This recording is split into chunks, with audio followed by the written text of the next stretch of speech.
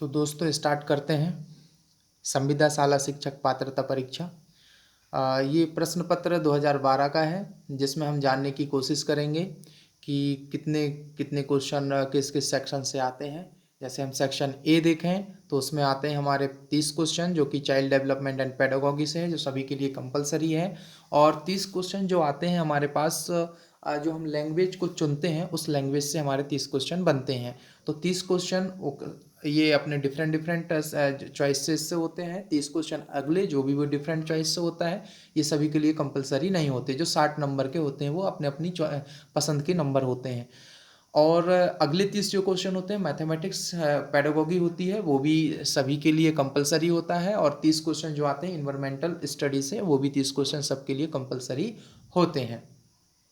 और इसमें कुछ निर्देश दिए हुए हैं कि हमको मोबाइल फ़ोन वगैरह ये सब कुछ जो इलेक्ट्रॉनिक्स गैजेट्स हैं उनको ले नहीं जाना है, हमें इनसे हमको बचना चाहिए। हमारा पेपर जो होता है वो दो दो से वो 2.5 घंटे का पेपर होता है। 2 घंटे 30 मिनट का पेपर होता है। 150 क्वेश्चन होते हैं, जिसमें से हमको क्वालिफाई करना बहुत ज़्यादा अति आवश्यक होता है। तो मित्रों, हम इसमें आगे देखते हैं कि कौन कौन किस प्रकार से हम इसको पास कर सकते हैं।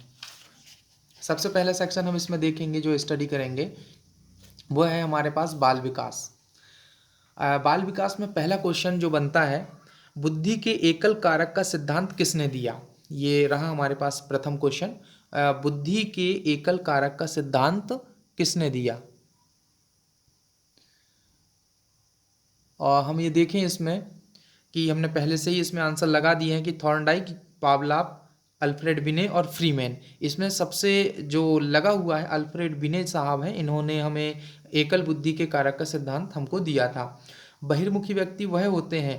अच्छा, बहिर्मुखी व्यक्ति और अंतर्मुखी में क्या अंतर होता है। बहिर्मुखी व्यक्ति वो होता है जो समाज में रहकर अपने कार्यों को करे। अंतर्मुखी व्यक्ति वह होता है जो अपने अपने किसी से कोई लेना देना नहीं, बात तक नहीं करना किसी से भी, कट कट के रहना समाज से भी, तो वो बहिर्मुखी व्यक्ति होता है। जो सामाजिक व मित्रवत होते हैं वह बहिर्मुखी व्यक्ति कहलाता है। समाजमिति विधि में सुपरस्टार कौन होता है। समाजमिति विधि में वह व्यक्ति सुपरस्टार हो सकता है जो कि समाज में रहकर समाज के लोगों की हेल्प करे, सहायता करे और उन्हीं के लिए अपने पूरे जीवन को न्यौछावर कर दे, जिनको हम बोलते हैं सामाजिक व्यक्ति। तो जिस व्यक्ति को अधिकतम लोग पसंद करें वह व्यक्ति समाजमिति का सुपरस्टार हो सकता है। चुना जाना एक अलग बात होती है। धन देखकर चुन लेते हैं, उसका पद देखकर चुन लेते हैं, वो चुनना एक अलग मैटर होता है। पसंद करना एक अलग होता है। पसंद तो तभी कर सकते हैं जब वह कोई काम अच्छा करके दिखाए।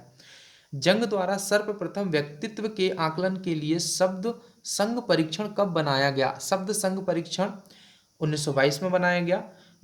अगला क्वेश्चन है, व्यक्ति में भिन्नताएं जिनसे वह कद, वजन, त्वचा का रंग, आंखों व बालों का रंग, पैर आदि से दूसरे से अलग होता है। दूसरे से अलग कब हो सकता है। भावनात्मक भेद नहीं हो सकता, उसमें मानसिक भेद नहीं हो सकता, वो शारीरिक रूप से अलग होगा, तभी जाके वह व्यक्ति अलग कहलाएगा।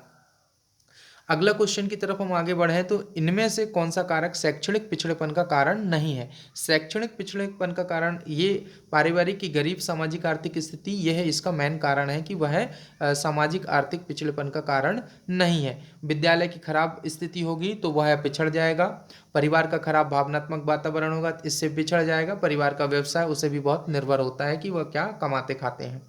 वह बालक जो अपनी कालानुक्रमिक आयु के बालकों की तुलना में शैक्षिक कमी को दर्शाता है उसे क्या कहते हैं। शैक्षिक कमी को दर्शाने के लिए बालक पिछड़ा बालक कहलाता है। सीधी सी बात हम कह सकते हैं। प्रतिभाशाली बालक इंटेलिजेंट होते हैं। असाधारण बालक भी किसी न किसी विषय के बहुत अच्छे जानकार हो सकते हैं आगे चल के।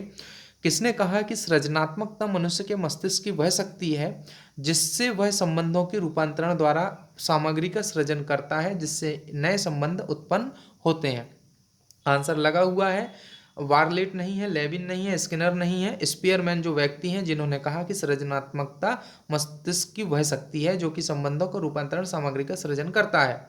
आईपीसी का अर्थ सीधा सा इंडियन पेनल कोड होता है, हमको याद रखना चाहिए इसको। वह स्मरण शक्ति जिसके द्वारा याद की गई सामग्री को बिना किसी जोड़ तोड़ के ठीक उसी रूप में हम पुनः पेश कर सकें, वह श्रेष्ठ स्मरण शक्ति कहलाती है। अगले क्वेश्चन की तरफ हम आगे चलें तो अब्राहम मास्लो कौन थे। अब्राहम मास्लो के बारे में हम जानते हैं। अब्राहम मास्लो एक मानवतावादी व्यक्ति थे। इनमें से कौन व्यवहारवादी नहीं है? व्यवहारवादी लेविन नहीं थे। जिंदगी की शुरुआत में बच्चा किसके द्वारा निर्देशित होता है? परिपक्वता के द्वारा होता है। निर्देश चिकित्सा डायरेक्टिव थेरेपी थी, किसने विकसित किया? कार्ल रोजर ने की थी। मनोविश्लेषणात्मक परामर्श उपगम किसने शुरू किया? फ्रायड ने शुरू किया। मनुष्य की सामान्य चाहतों व इच्छाओं को क्या कहा जाता है? अंतर्नाद कहा जाता है, क्योंकि उनके अंदर से ही ये इच्छाएं उत्पन्न होती हैं। मास्लो के पदानुक्रम में अंतिम चरण को क्या कहते हैं? अंतिम चरण को आत्मबोध कहते हैं।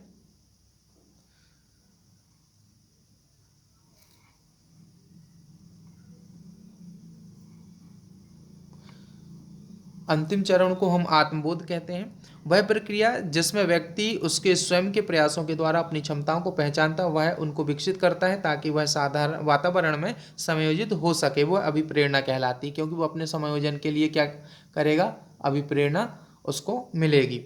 व्यवहारिक क्षमताओं में वह सापेक्ष स्थायी परिवर्तन जो कि प्रबलित अभ्यास का परिणाम होता है, उसे क्या कहते हैं? अधिगम कहते हैं। सीफेलोकॉडल प्रवृत्तियों के अनुसार विकास का अग्रसरण कैसे होता है? सिर से पैर की ओर होता है। गर्भाधान से बालक के जन्म तक की अवधि को क्या कहा जाता है? प्रसव पूर्व काल कहा जाता है। जीन पियाजे द्वारा परिभाषित वह अवस्था जहाँ संज्ञानात्मक विकास बालक की अपनी इंद्रियों के प्रयोग तथा बाहरी दुनिया का पता लगाने के प्रयासों से होता है, वह ज्ञानेंद्रिय अवस्था कहलाती है। रोर्सा इंक ब्लॉट टेस्ट जो कि एक व्यक्तित्व मूल्यांकन की विधि है, किसने निर्मित किया? हरमन रोर्सा ने निर्मित किया। बहुकारक बुद्धि के प्रतिपादक कौन थे?